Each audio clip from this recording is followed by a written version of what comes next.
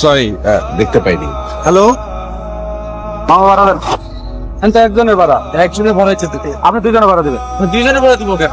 আপনার পাশে কেউ বসে না, দেখেন না সবাইটা চলে যাচ্ছে, একটা 2 সিট নিয়ে আরাম করে বসে আছেন, 2 সিটের ভাড়া দেন। আরে আমার পাশে বসতে যাবে, সেটা কি আমার দোষ? আমি কি কাউকে বসতে এখানে মানা করেছি? আপনার পাশে কোনো মানুষ বসতে পারে? কেন বসতে পারবো না? কেন আমি কি আপনাকে ডিস্টার্ব করেছি? নিজের চেহারা সম্পর্কে ধারণা থাকলে আমার সাথে তর্ক করতে আসতেন না। নিজের চেহারা দেবো কেন? আপনি তো আসলে একটা বেয়াদব লোক। বেয়াদবি করছি মানে?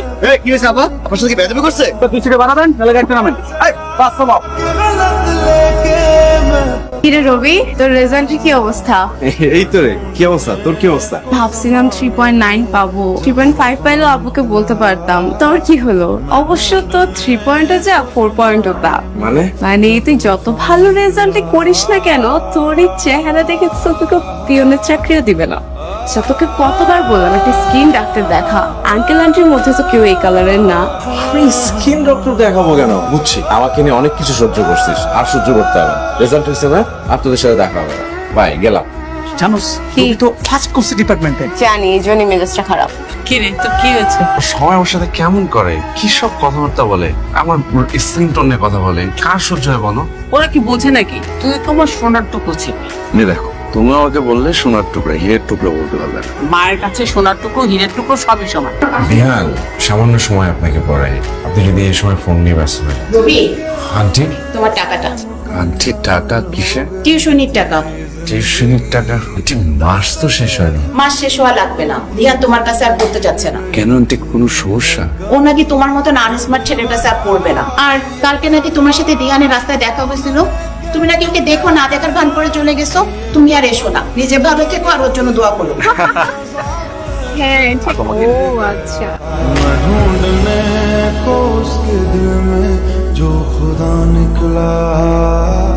Hey man, কিছু বলবেন? প্রবলেম কি আপনার? Hey babes, what happened?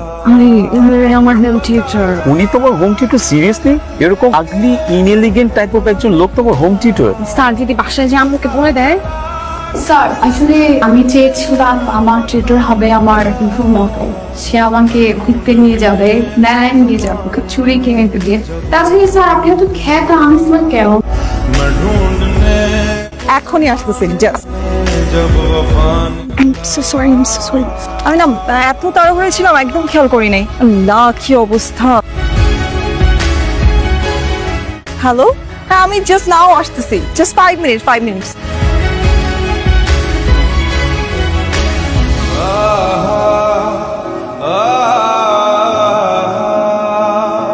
আপনার তো দারুণ result. Thank you sir.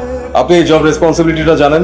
Client deal করা, ক্লায়েন্টকে নাইসলি মেইনটেইন করা। আমরা তো মাল্টি ন্যাশনালদেরকে নিয়ে ডিল করি, সো আপনাকে এই ক্লায়েন্টগুলোকে খুব নাইসলি ডিল করতে হবে। আমি যদি ঠিকঠাক ট্রেন আপ হই, আমি শিওর যে আপনাদের যে জব রিকোয়ারমেন্ট সেটা ফুলফিল করতে পারবো। আমি সে বিষয়ে একদমই কনফিডেন্ট। কিন্তু আমার তো মনে হচ্ছে না আপনি কনফিডেন্ট। বস, আপনি একটু ওনার দিকে তাকিয়ে দেখেন, মানে ওনার লুকসটা কেমন যেন ম্যারা, স্মার্টনেস নাই, স্পার্কটা নাই চেহারায়। দেখো জুয়েল, আপনাকে যখন আমি প্রথম দিন দেখেছিলাম সেদিন কিন্তু আমার এই একই রকম ফিলিংস। আজকে আপনি এই কোম্পানিতে টেবিলের এই পাশে বসে আরেকটা লোকের চাকরি দিচ্ছেন। ইটস ওকে স্যার, এই জবটার জন্য আমি যদি কেপাবল না হয়ে যে আসলে কেপাবল তাকে আপনারা সিলেক্ট করেন, আমি শিওর সেটা বেটার হবে। Thank you sir.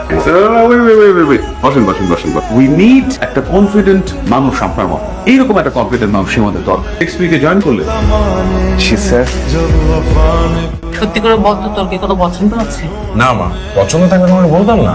তাহলে তোর আব্বাস আঙ্কেলকে বলি একটা মেয়ে পছন্দ করতে। এখন খরচটা কয়েকগুণ বেশি বেড়ে যাবে। না, আমাদের মনে হয় একটু প্রিন্টিং বিষয়টাও একটু নজর দেওয়া উচিত। প্রিন্টিং এ অনেক বেশি কাভারেজ আসে। Right, you are right. আপনার অ্যাম্বাসেডাররা যেহেতু থাকবে, পাবলিকও থাকবে। হ্যাঁ মা, বলো। বাবা, আজকে সন্ধ্যার সময় একটু তাড়াতাড়ি বাসায় চলে আসিস। কেন বলো তো? আজকে মেয়ে পক্ষ তোকে দেখতে আসবে। মা, আবার মেয়ে পক্ষ? এই যে ছবি দেখাইছি এই ছেলে নাকি? আমাদের যে ছবি দেখানো হয়েছে সেই ছেলে তো ফর্সা ছিল, এই ছেলে তো কালো। হ্যাঁ, তাই তো। অরিজিনাল কালার বের হয়ে গেছে।